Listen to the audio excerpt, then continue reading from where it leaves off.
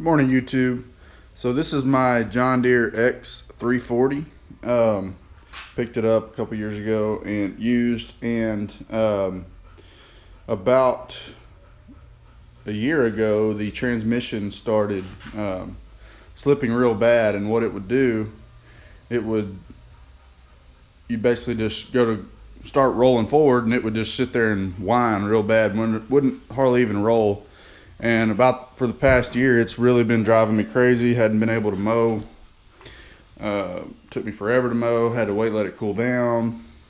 And a little research, apparently is a common problem. And so this is the X340. I already said that. It's got originally had the K58 transmission in it. Right there. And what I did, I actually went on Facebook Marketplace of all places and found a what was it, a GT235, an older John Deere, and it had a K71 in it. Now K71 is one of the bigger transmissions they make. And doing my research, I figured out that hey, I could switch these transmissions if this one's good, get away with it, and lawnmower should be good to go for a while. Now this K71 is way bigger and heavy duty, more heavy duty than that K58 that was originally in this mower. Like I said, it came out of a GT235. It was almost a direct swap. The only thing that was a little different was where the drive pulley is located. So on the K58, the original, the drive pulley was basically centered over the rear axle, and then on the K71, which is in here, the drive pulley is actually moved forward slightly. So what I ended up having to do was basically just get a shorter belt. I went to Tractor Supply, picked out a couple sizes, figured out the one that fit the best. It happened to be a 91-inch outside diameter. But that was really the only hurdle. And then you also obviously have the oil reservoir that don't really have a good spot for it, so it's just kind of sitting riding back there. But other than that, it was fairly easy swap.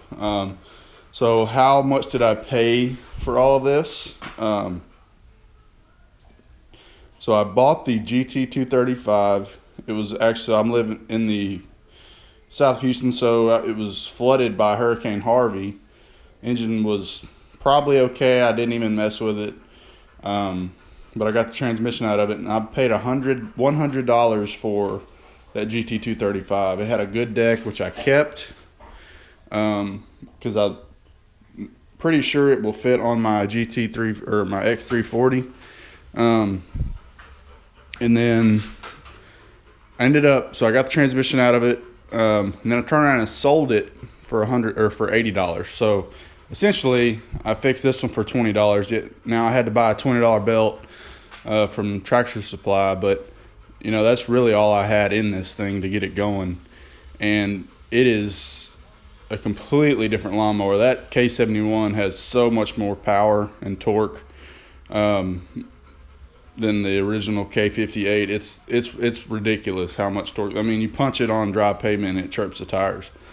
Before, it didn't even want to move, you know. So that's kind of my quick little video on kind of the way to fix these things, because I'm pretty sure it's a common problem. Even some of the L series John Deere tractors, you know, they just, in these newer ones, they just went to weaker transmissions and they're not holding up. So find you an older GT tractor. I think there's 3 or 4 different ones, and they're all going to have good transmissions in them.